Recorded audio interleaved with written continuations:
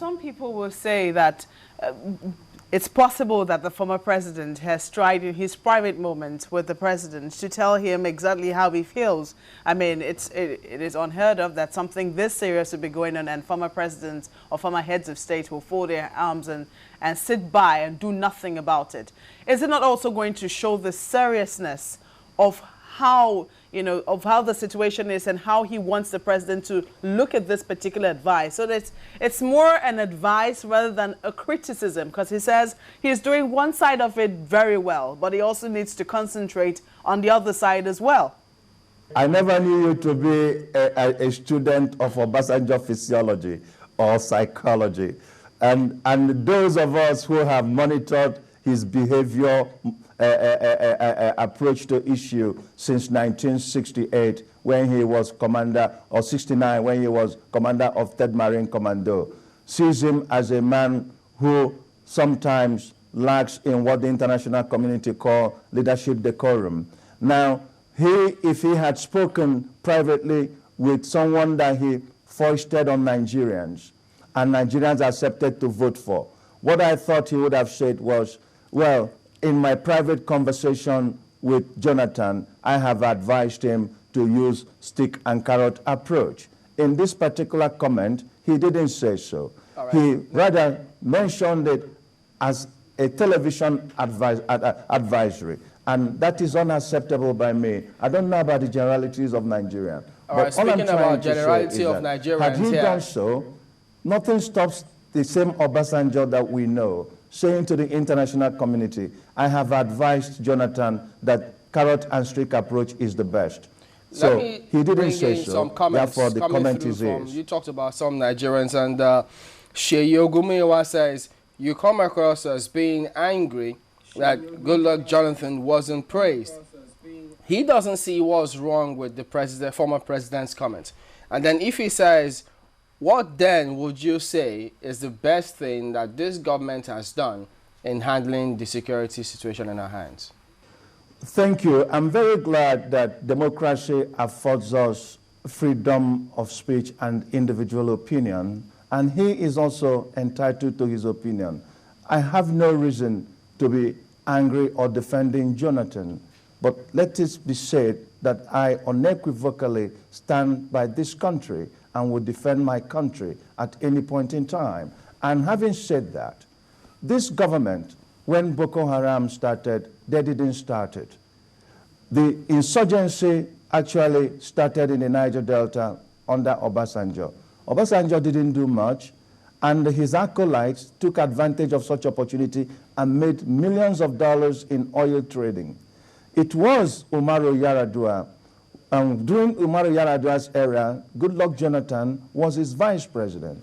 They were the two that had the vision to issue blanket amnesty to the Niger Delta militants that gave birth to Niger Delta Ministry, that gave birth to the increase in derivation and the supervision and rehabilitation and demobilization of the Niger Delta militants.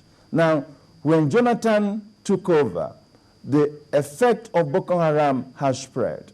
Where I think the government didn't do right is that the 4 policemen on trial for the extrajudicial killing of Yusuf Foy and Mohammed needs to be tried very fast. Their trial must be fast-tracked and sentence be done so that government could be seen as doing what is right in the eyes of those who are seeking justice. Now, this particular government, in the terms of security issues, are trying their best. But the question is, what is the equipment that the security has? What is the budget of security? Security is a serious business. And people are already saying that they got a chunk of vote in our 2013 budget. And I want to say that that budget is not even enough. These men and women are dying daily defending you and I. You see, your perception of security is the issue of Boko Haram, armed robbery, and kidnapping. All those things happened also during Olusegun Obasanjo. My perception of security is quite diverse. I look at grand national Security Index. I look at agriculture and food security, aviation security, human capacity security, which is at the level where you are talking about. I'm looking at environmental security, and there are about 12 vectors that make up the grand national security issue. What I would like us to do really is to have a totality discourse among security agents, which has been done. And they are coming out with good platforms and plans on how to tackle the insecurity that we're experiencing right now. We went to civil war for 3 years. Most of your viewers were not born then, and we came out of it. Niger Delta came in, we came out of it. We are going to come out of this. What I think we need to understand is you must give the people hope. When you don't give people hope, you have lost it. You cannot threaten a suicide bomber with death penalty, because that is what he's seeking. Education and enlightenment is very key. This particular administration, in my own estimation, if I must be fair, to a president that ab initio I fought. I fought him on channel. I fought him on other media. But let me be fair to this particular president until 2015 by saying that he is doing what is required to get results. And I'm quite sure he has appropriate security commanders to get us the desired results. Right. The rest is that the rot he found is greater than the problem we have. Since you talked about and we must allow that opportunity to come. If you can hear me, if you talked about what this government is doing right about the approach to fighting terrorism in the country, what can you describe or what can you say that they are not doing right, which they need to improve upon? What I think is not being done right at this particular point in time is that various state governors within the affected zones need to again talk to the emirs. Let me draw the attention of the Kano experience. After what happened in Kano, the emir met with the ward head, the village head, the district head, and the Galadima Kano, and had a traditional meeting and say, we as Kano indigenes know who we are. Boko Haram in our midst has threatened God by lying against God. 2, interrupted our commerce. And 3, desecrated our emir.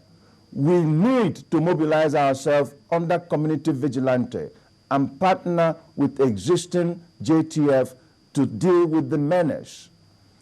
And the Kano is experiencing a relative decline in Boko Haram activities.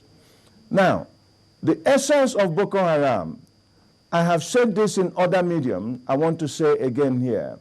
We have radio, BBC House of Service, Voice of America House of Service, Radio Dutch House of Service, Radio China House of Service, France, Germany, Iran, Egypt, and the radical Iran, all in House of Service. What is so sexy that all these countries will focus on this particular area for broadcast? We need to study what they are doing to our citizens' psyche. And therefore, the war against Boko Haram must be fought in collaboration with narratives. Where the government have not really done much is in the war of narrative. By that, I mean simply, Boko Haram get media attention as fast as they can. They are in YouTube. They are in the internet. Whatever they want to do, they have, cultivated media followerships and sympathizers worldwide. And Obasanjo, to some extent, may be correct when he says that they might have financiers that from international community.